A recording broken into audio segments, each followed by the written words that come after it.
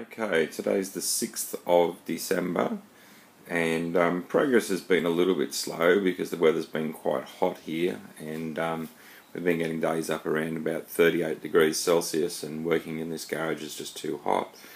But a few things have happened. I've welded this new section of front shroud on here and I've decided to buy from the UK a brand new front clip because the lower section here, which I thought I could repair, was just too bad, and so I'm waiting for this to come from Spares in the UK, and I'm looking forward to putting that on. So the front clip section will have the light socket areas, the front section where the colossal badge is there, and then the lower shroud area as well. So that'll neaten that up quite nicely. I've also fitted the windscreen on. It does need to have the glass put in it to make sure that the frame's not bent. I did have some issues with the posts on this windscreen frame because this vehicle had been in an accident. Obviously there'd been a fair bit of inertia, and the areas down here, which I'm focusing in now, where these bolt onto the side here, they actually had bent. These sections had been bent, and I actually had to pull all the rivets out of the frame and straighten these up, which was quite a difficult task because there's actually three different types of metal all combined there. You've got a steel bar, a brass piece, and also a stainless steel flange which bolts to the body.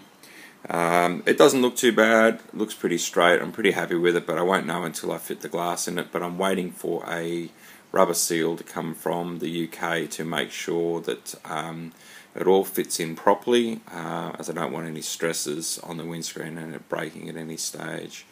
There's been a fair bit of time spent also too trying to get these quarter light windows fitted in. That door's not actually closed properly, so the gap's not right at the moment, but to get them to fit right, to get the angle of the windscreen right, because this is going to have a hard top fitted, I needed to get some measurements from the rear section of the shroud, which is from this area here where my hand is to the top of the windscreen frame there, and I managed to get measurement pretty well where it needs to be. I've also done a fair bit of work on the rear of this shroud as well.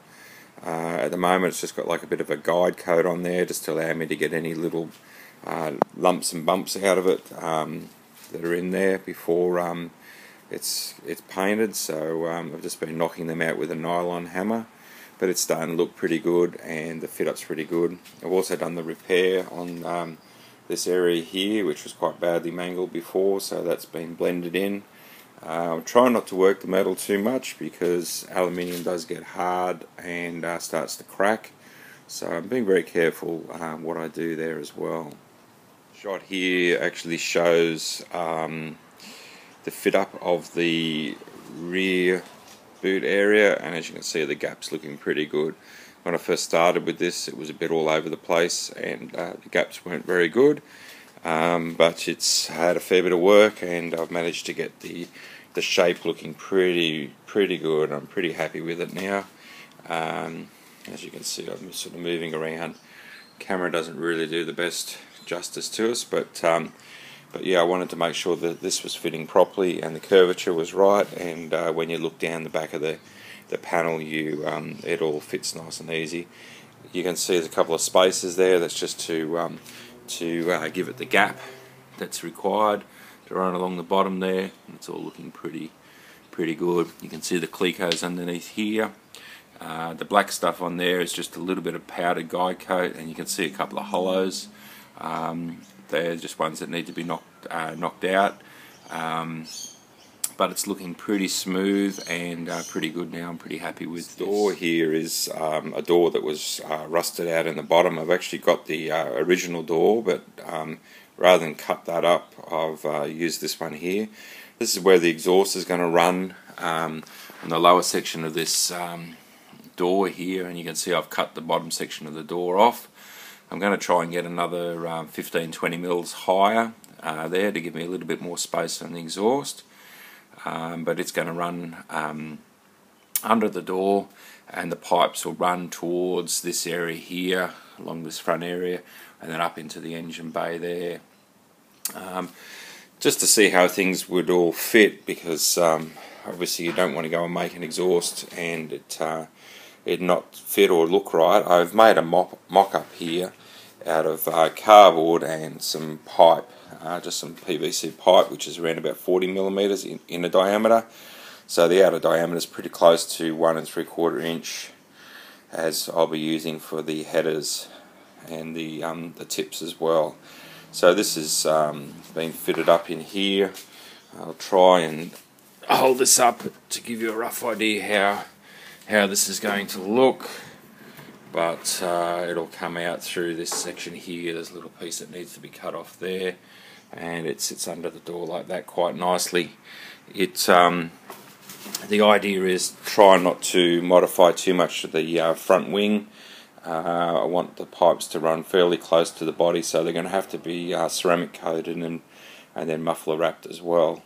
So that will sort that issue out there.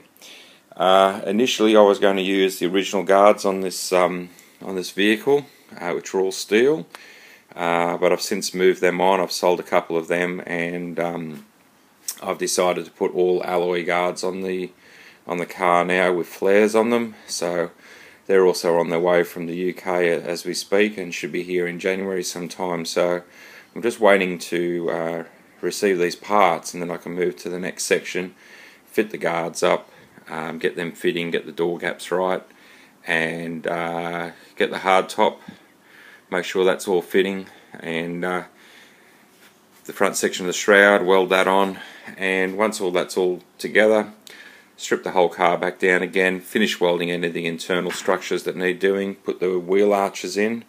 As they're not in yet, I'm going to use the guards. Once the guards are fitted properly, I'll work out exactly where them wheel arches have got to go, so everything fits in nice and neat. And paint it all internally.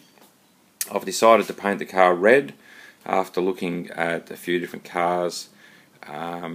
The white one looks great in pictures, but I found when I went to actually visually look at a white Healey in the real life, didn't really turn me on that much. And because this car was originally a red car, we'll stick true to the heritage certificate and paint it red. So anyway, we'll have an update sometime in January, and this is where we're up to now.